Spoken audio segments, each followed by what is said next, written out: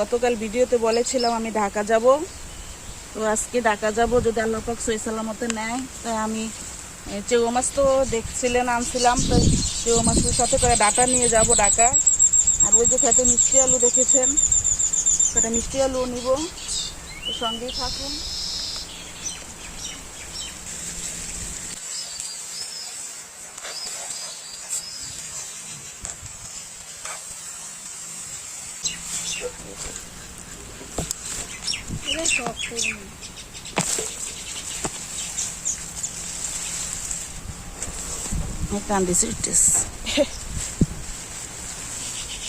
অল্প কয়টাই নিব, তো চলুন মিষ্টি আলু খেতে যাই।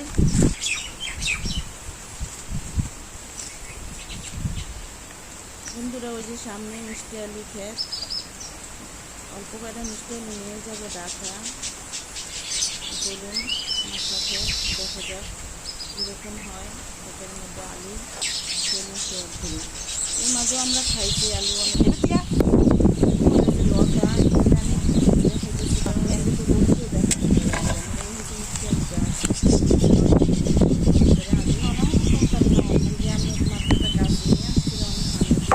আমার গুলাবাই কোদাল দিয়ে উঠাইতেছে।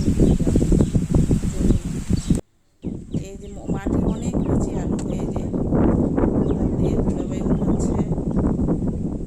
মাটির নিচে আলু, তা আমি বেছে বেছে অল্প কয়টা নিয়ে যাবো। এই যে লতার গোড়ার মধ্যে আলু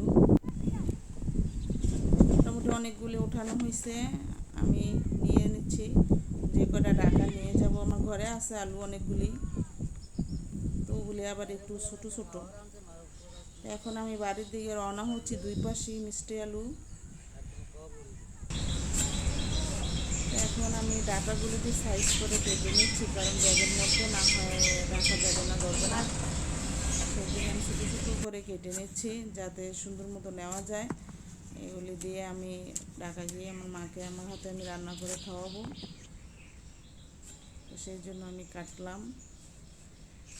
বন্ধুরা, এত গরম পড়তেছে আর রোদ দোয়া করবেন, জানি না কিভাবে যেতে হয় ঢাকা, কিভাবে যেতে হবে। দেখি আমি তৈরি হয়ে গেলাম, ঘর থেকে বেরিয়ে গেছি। একটা আম নিব ঢাকা, দেখেন আসে যেমন আমগুলি ভালো দেখি, সবাই আম দি চাই রাখবি।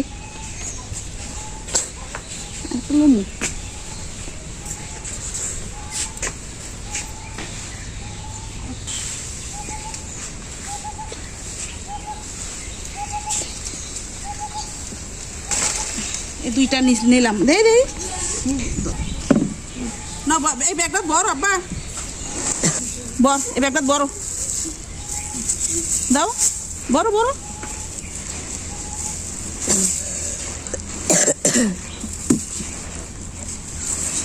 হ্যাঁ,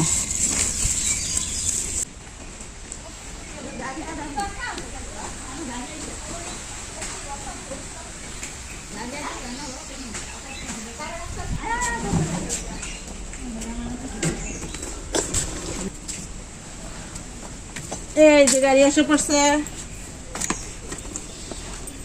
গাড়ি হলে কো লোপাই কো লোপাই, গাড়ি হলে কো আসো।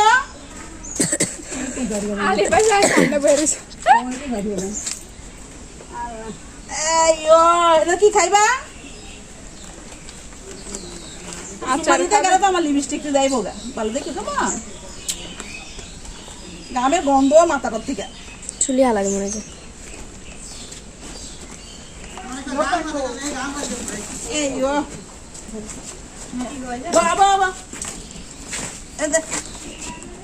যাও মা, aku যাই না আসে না আসো Kakak ya deh, Alifa.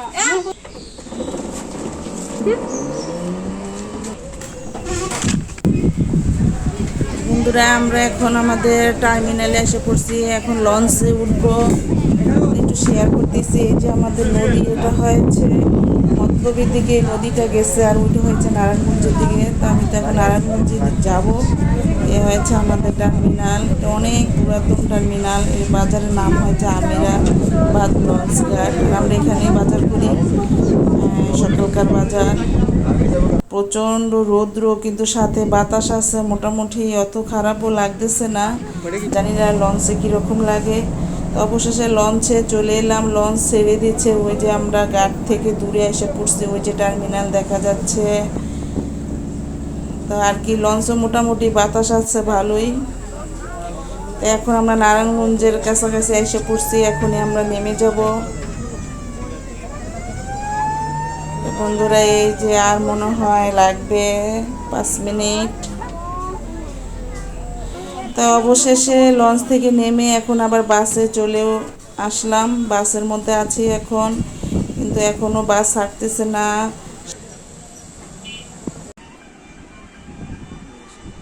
বাসায় চলে এলাম। আমার মা আমার জন্য শরবত বানিয়ে রাখছিল, সাথে কিন্তু আমার মেয়েও আছে অবশ্যই।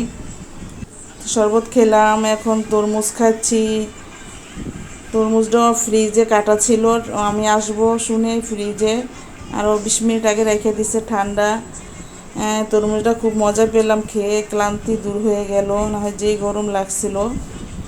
তার কি বলবো বন্ধুরা, আপনারা একটু দোয়া করবেন।